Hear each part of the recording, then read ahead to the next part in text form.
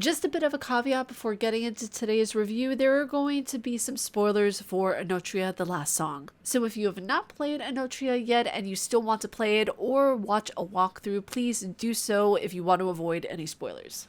If you don't mind spoilers, enjoy the video. Souls-likes take the best part of the Dark Souls series and bring them to life in a new and clever way. Lies of P houses a Souls-like for Pinocchio. Ender Lilies created a Souls-like around a Metroidvania experience. And now, Enotria the Last Song utilizes Italian folklore to bring a Souls-like to the center stage. You play the maskless one, a voiceless character tasked with freeing the world and ending an endless play, the Carnavaccio. Enotria is clever in its approach to adding new concepts and building a Souls-like, while maintaining what makes a Souls-like a Souls-like. The addition of a story mode makes Enotria accessible to those who want a more relaxed time with the game. But be warned, the bosses will still knock you upside the head with their need for a sparring partner who can parry and keep up. What's going on, you guys? It's your Huggable Hipster here, and welcome back to the channel. Let's dive into my review of Enotria the Last Song. My time with Enotria the Last Song was a mixture of joy, questioning the mechanics, being miffed over the bugs/crashes, fangirling over the bosses, and falling in love with the color palette used throughout the game. There's a lot that this game has to offer, the primary thing being a creation of a bright,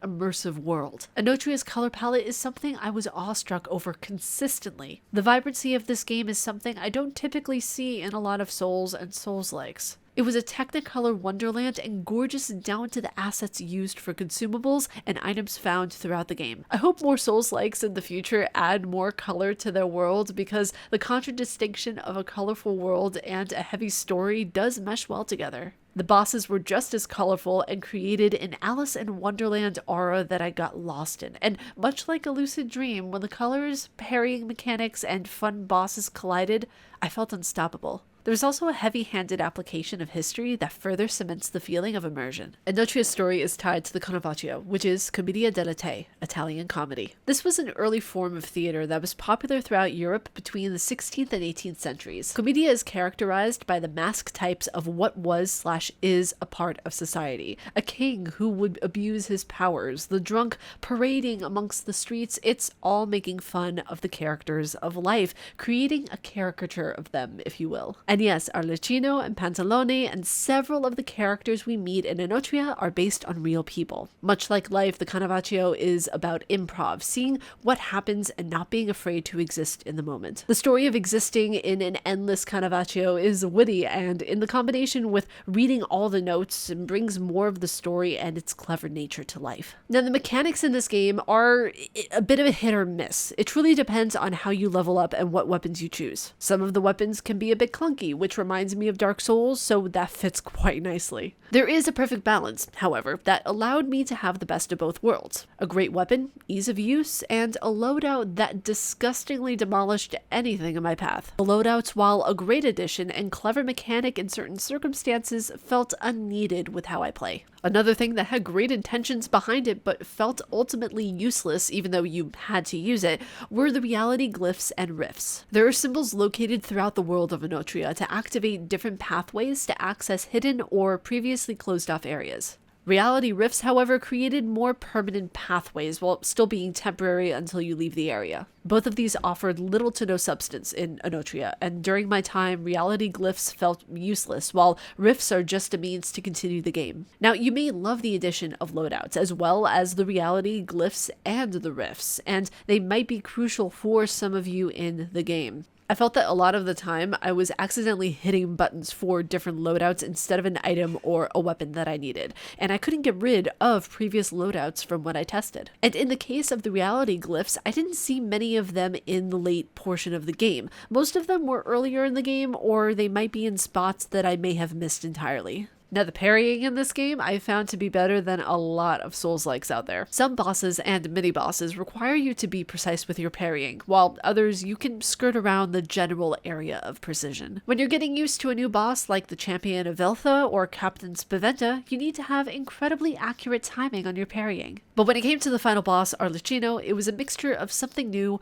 parrying hell, and Millennia. That boss was the best and most finicky I've ever experienced, and it was entirely too reliant on parrying a lot of the time. Sometimes in the third phase, my hits wouldn't land, and his ultimate, if you will, was a more caffeinated version of Melania's waterfowl dance. Now, a Souls-like is compromised of a few things. Keep in mind, this list I am about to give you is entirely subjective. A bonfire or a safe place / hub for me to escape to, relentlessly dying to bosses, even to common enemies at times. Environmental storytelling, NPCs around the world, a boss and their movesets and needing to memorize them. Reclaiming lost souls or whatever the currency of the Souls-like is. An openness to the world with things to discover. Enotria has a lot of what gives a Souls-like that beautiful kick to the ego.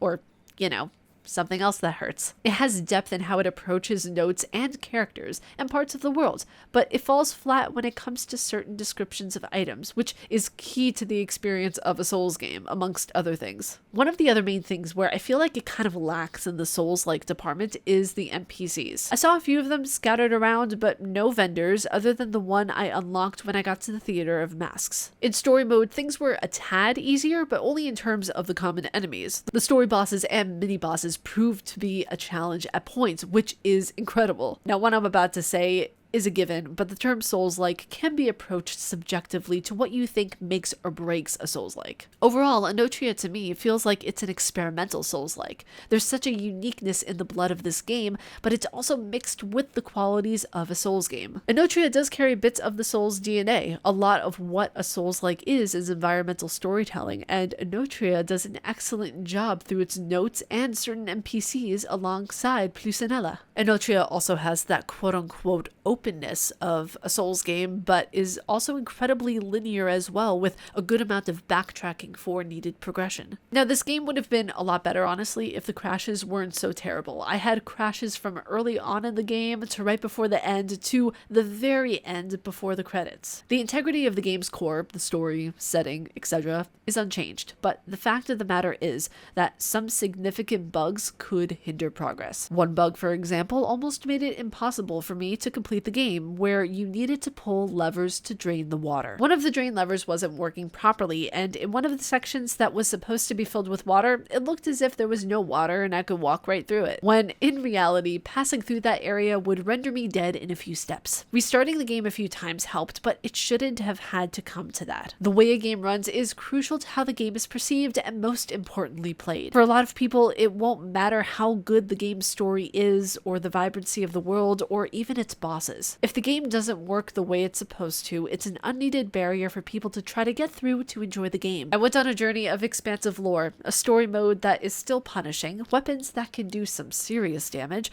and a beautiful world. Enotria the Last Song is a charming Souls-like, built on wit, colorful writing, and art that pushed through to my soul. Through all the bugs, crashes, spotty performance, and near not completing the game, I felt as if Enotria won't get the recognition it deserves because of the performance issues and bugs. You can see past the problems to a beautiful art piece, and I know that won't be the case for a lot of people. Yes, of course, I think games that are delivered to us should work, but we should also be forgiving of those issues if we can make it to the finish line of a game with those problems still present. Enotria is a perfect example of not judging a game by the bugs, but by the content of the game. But that was my review of Enotria the Last Song. I hope you all enjoyed it. But if you guys like my face and what I do, please be sure to subscribe and hit that bell down below. May you find your worth in the waking world, your hunter, and I will see you all in the next one. Ubasa.